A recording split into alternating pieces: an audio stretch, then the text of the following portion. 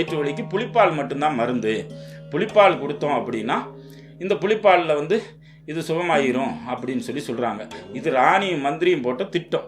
ஏன்னா புளிப்பால் எடுக்கிறதுக்காக காடு, அடர்ந்த காடு, புலிகள் வாழக்கூடிய காடுக்கு ஐயப்பனை அனுப்பிட்டா அந்த மணிகண்டன் நாங்கள் அனுப்பும்பொழுது அந்த புலிகள் அடித்து அவர் சாப்பிட்றோம். அப்போ திரும்ப வரமாட்டார். நம்ம வந்து நம்ம மகனவே வச்சு இங்கே வந்து இளவரசன் பட்டம் கட்டிக்கிடலாம் அப்படின்ற முடிவு எடுக்கிறாங்க. அந்த முடிவுனால தான் என்ன செய்கிறாங்க, ஐயப்பனு வராரு. என்னம்மா என்ன வயிறு வேதனை குறையல என்னன்னு கேட்கும்போது அவருக்கே மன வருத்தம். நாங்கள் போய் கொண்டு வரேன், புளிப்பால் தானே கொண்டு வரேன்னு சொல்லிட்டு துணிந்து போகிறாரு.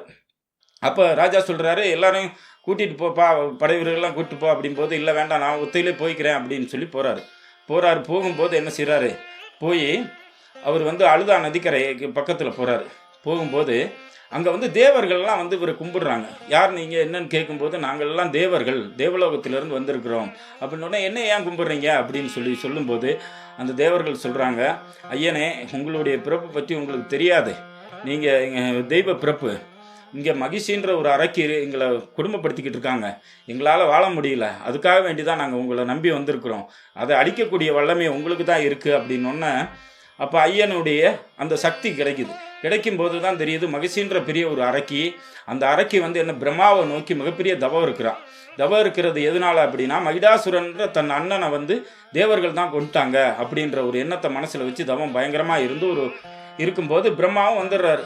வந்து என்ன வரம் வேணும்னு கேட்டோன்னே, எனக்கு சிவனுடையும் விஷ்ணுவுடையும் சேர்ந்து பிறக்கக்கூடிய குழந்தையினால் மட்டும்தான் எனக்கு மரணம் வரணும், இல்லைனா எனக்கு மரணமே வரக்கூடாது அப்படின்ற ஒரு வரத்தை வாங்குறாங்க.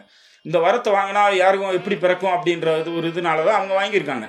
ஆனால் அதே சமயத்தில் இந்த மணிகண்டன் வந்து சிவனுக்கும் விஷ்ணுவுக்கும் பிறந்த குழந்தை தான் இந்த மணிகண்டன். அவர்கள் மூலமாக பிறந்து தான் அந்த குளக்கரையில் கிடந்தது. அந்த குளக்கரையிலிருந்து மண் கொண்டு போய் வளர்த்தெடுத்தது.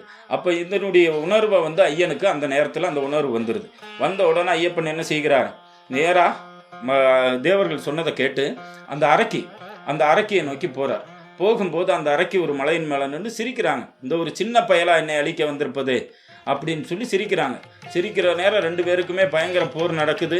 சண்டை நடக்கும்போது சண்டை நடந்து கடைசியில் சிவனுடைய ஆதிக்கம் கூடுதல் இருக்க ஐயன் என்ன செய்கிறாரு, அந்த அரக்கியின் மேலே வந்து சிவதாண்டவம் ஆடி அவங்களுக்கு மோட்சம் கொடுக்குறாரு. கொல்லலை, அரக்கியை வந்து கொல்லலை, அவர் அரக்கின்ற மோட்சத்தை கொடுத்து அவங்கள வந்து ஒரு பெண்ணாக ஆகுறாங்க.